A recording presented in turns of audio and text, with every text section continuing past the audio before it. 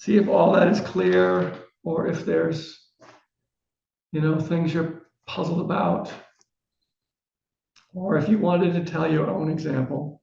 I always love other people's examples.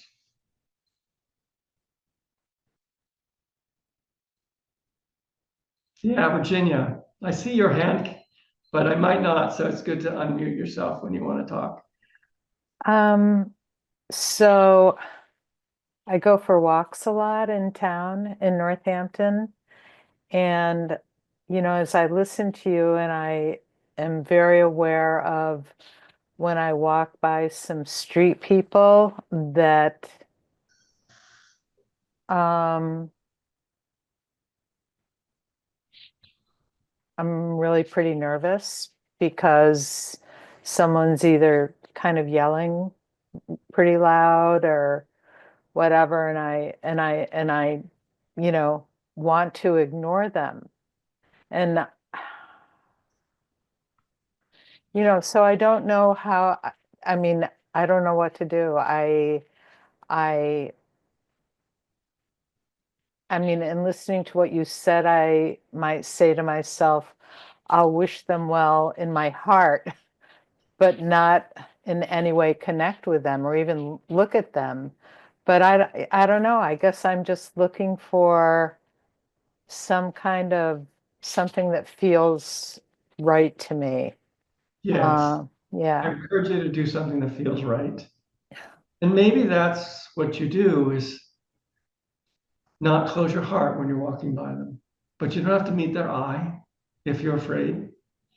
That might not feel good or feel authentic. But inside, you don't have to, you don't have to close your heart, or you can just, kind of acknowledge the fear and still acknowledge there's a human being there. Mm. There's a human being there who wishes to be happy, Mm. and,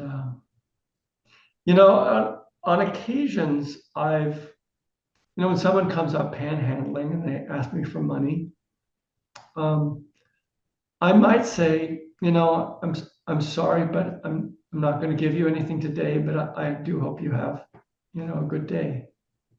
Something like that, you know.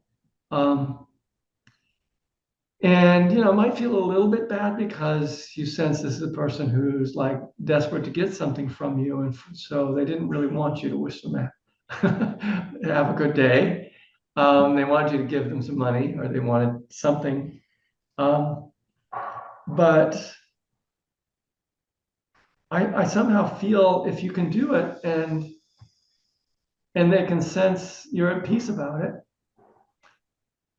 I haven't talked to a lot of street people, but I remember Jeannie Zandy, who is, just an amazing teacher, talking about how she does sometimes engage them.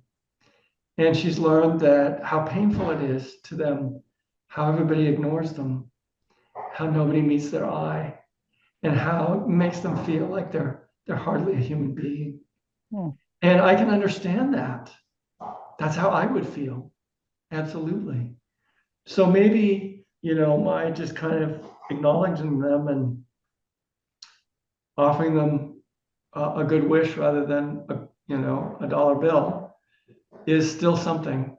I don't always do it, I have to say. But once in a while I feel capable of it. And I would encourage you to only do it when it feels authentic, and oftentimes it comes in these moments where they're talking to you and it would feel rude to just kind of, rush off. And sometimes there's just a moment of self-presence is all it takes. Just self-presence to meet their eye and to say, no, thank you, but I wish you well.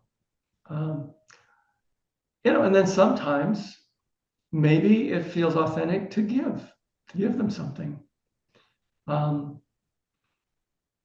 Whatever. Is that helpful, Virginia? Yeah, I want to give you definitely. permission to do the authentic thing, but to see in what way it makes sense to kind of push through the reactivity.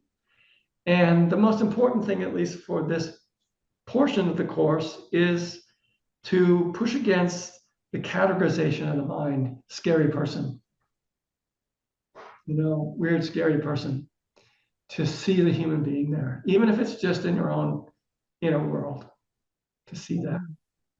And to see the tendency to not do that. So easy to make that kind of assumption about somebody and completely close down to them.